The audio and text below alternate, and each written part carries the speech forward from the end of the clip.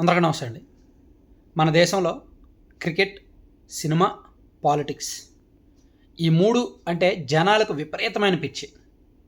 So, ఈ 3 రంగాల్లో కాస్త ఉన్నత స్థాయిలో ఉన్నవాళ్ళు బయట కనిపిస్తున్నారు అంటే, వాళ్ళు విజయాలు సాధించారు అంటే, అది తమ విజయంగా జనం భావిస్తారు. దాన్ని ఎమోషనల్‌గా ఓన్ చేసేసుకుంటారు.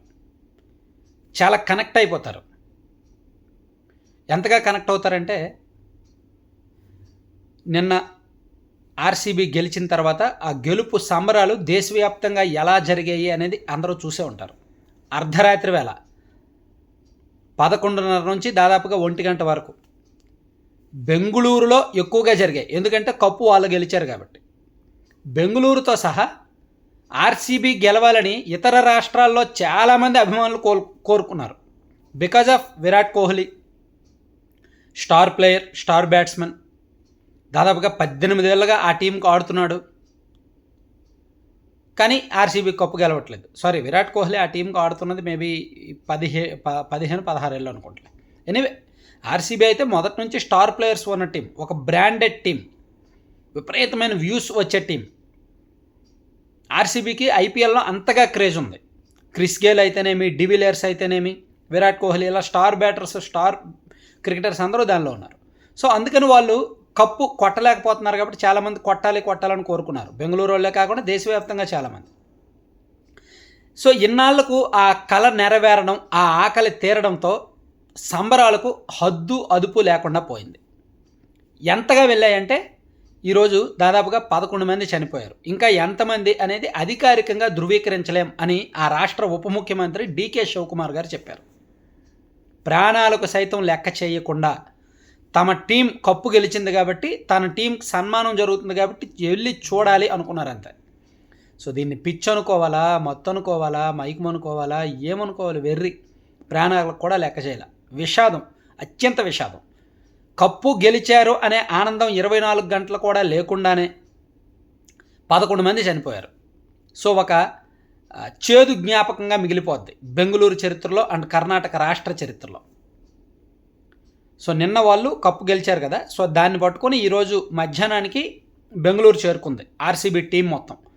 మధ్యాహ్నం బెంగళూరు ఎయిర్పోర్ట్లో ప్రభుత్వం వాళ్ళకి లాంఛనంగా స్వాగతం పలికారు. ఉప ముఖ్యమంత్రి డీకే శివకుమార్ గారు అండ్ కొంతమంది అధికారులు అండ్ బెంగళూరు క్రికెట్ అసోసియేషన్ ప్రతినిధులు అందరూ వెళ్ళి ఆర్సీబీ టీంకి స్వాగతం పలికి వాళ్ళని ర్యాలీగా విధానసౌధకు తీసుకొచ్చి అక్కడ సీఎం గారి చేతుల మీదుగా అభినందించి కాసేపు మాట్లాడి వాళ్ళతో పాటు కాసేపు స్పెండ్ చేసి అక్కడ నుంచి వాళ్ళని సన్మానం చేయాలి, పబ్లిక్ అంటే జనం ఎదురుగానే సన్మానం చేయాలని చెప్పి చిన్నస్వామి స్టేడియానికి తీసుకొచ్చారు. సో ఆ విషయం అప్పటికే అందరికీ తెలియడంతో చిన్నస్వామి స్టేడియంకి విపరీతంగా జనం వచ్చేశారు. ఆ గేట్లు ద్వారా గోడలు ఎక్కేశారు, అక్కడ చెట్లు ఎక్కేశారు, ఏముంటే అది ఎక్కేశారు. అవకాశం అంటే సాధారణంగా క్రికెట్ స్టేడియంకి వెళ్ళాలంటే గేట్లు ఉంటాయి. ప్రధాన గేట్ 1, 2, 3, 4 అట్లా గేట్లు ఉంటాయి. ఆ గేట్ల ద్వారానే వెళ్ళొచ్చు, రావచ్చు. సో ఈ చిన్నస్వామి స్టేడియంలో కూడా గేట్ నెంబర్ 2 దగ్గర తొక్కిసలాట జరిగింది. ఒకేసారి జనం క్రౌడ్ అంతా లోపలికి వెళ్ళడం, ఆ గేట్ తీశారు, ఒకేసారి లోపలికి వెళ్ళడంతో తొక్కిసలాట జరిగింది. ఆ పోలీసులు కూడా జనాలను అదుపు చేయడానికి లాఠీ చార్జ్ చేశారు. దాంతో ఈ దెబ్బల నుంచి తప్పించుకోవడానికి, లోపలికి వెళ్ళిపోవడానికి ఒకేసారి వెనక ఉన్న వాళ్ళందరూ ముందుకు తోసుకురావడంతో మొత్తం కింద పడిపోయారు అనమాట. కింద పడిపోయిన వాళ్ళని తొక్కుకుంటూ కొంతమంది లోపలికి వెళ్ళిపోయారు. దీంతో 10 మంది అక్కడికక్కడే చనిపోయారు. ఇంకా ఎంతమంది అనేది అధికారికంగా చెప్పలేమని చెప్తున్నారు. మరో 50 మందికి పైగా గాయపడ్డారు. వాళ్ళందరూ ఇప్పుడు ఆసుపత్రిలో చికిత్స పొందుతున్నారు. బహుశా దేశ క్రికెట్ చరిత్రలో ఇదొక విషాదం. క్రికెట్ అభిమానులకు ఇదొక విషాదకరమైన వార్త. ఆర్సీబీకి, కర్ణాటక రాష్ట్ర చరిత్రకి ఇది ఒక మరిచిపోలేని దుర్ఘటన. సో కప్పు గెలిచారు అని ఆస్వాదించేలోపే ఈ ఘటన జరగడం పాపం అక్కడ ప్రభుత్వాన్ని కానీ, అక్కడ క్రికెట్ అభిమానులు కానీ ఉక్కిరి చేసేస్తుంది. ఏం చేయాలో పాలుపోని స్థితిలోకి వెళ్ళిపోయారు, విషాదంలోకి వెళ్ళిపోయారు అనమాట. గెలుపు సంబరాలు లేవు. నిజానికి ఆర్సీబీ వాళ్ళు కనీసం ఒక 3-4 రోజులు ఎంజాయ్ చేసేవాళ్ళు, సంబరం చేసుకునేవాళ్ళు. ఈరోజు నైట్ కూడా ఫుల్ పార్టీ చేసుకునే వాళ్ళు అనుకున్నారు. ఆ గెలుపు అది లేదనమాట. ఇప్పుడు ఈయన Virat Kohli not belongs to Karnataka. ఆయనేమి బెంగళూరు పుట్టి పెరిగిన వ్యక్తి కాదు, ఆయన ఢిల్లీ.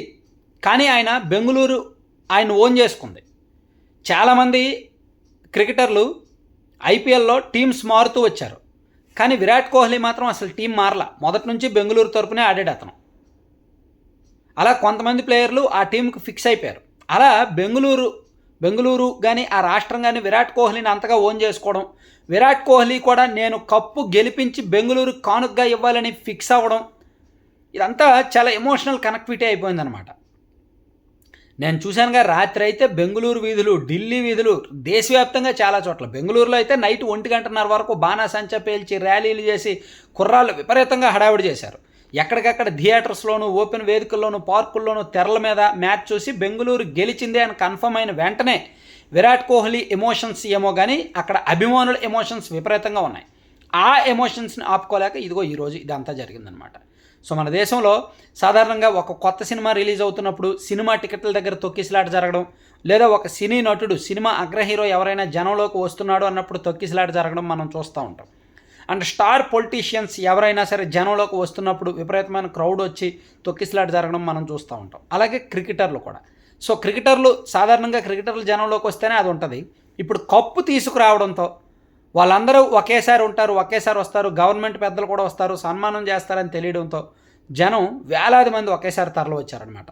దాంతో అదుపు చేయడం పోలీసుల వలన కూడా కాల. వాళ్ళప్పటికీ పోలీసులు రెడీగానే ఉన్నారు, బందోబస్తు హై సెక్యూరిటీగానే ఉన్నారు, కానీ ఇంకా అదుపులు చేయలేపారు. ఒకవైపు గేట్ నెంబర్ 1 దగ్గర తోసుకుంటున్నారు, వచ్చేస్తున్నారు, ఒకవైపు గేట్ నెంబర్ 2 దగ్గర ఇంకొంతమంది ఏమో గోడలు ఎక్కేస్తున్నారు, ఎలాగైనా లోపలికి వెళ్ళిపోవాలని చూస్తుండటంతో పోలీసులందరూ లాఠీచార్జ్ చేయాల్సి వచ్చింది. దాంతో గేట్ నెంబర్ 2 దగ్గర విషాదం జరిగిందనమాట. అనుకోని విషాదం, ఊహించిన విషాదం. సో మరిన్ని డీటెయిల్స్ నేను రేపు ఒకసారి వీడియో చేసి చెప్తాను. Thank you.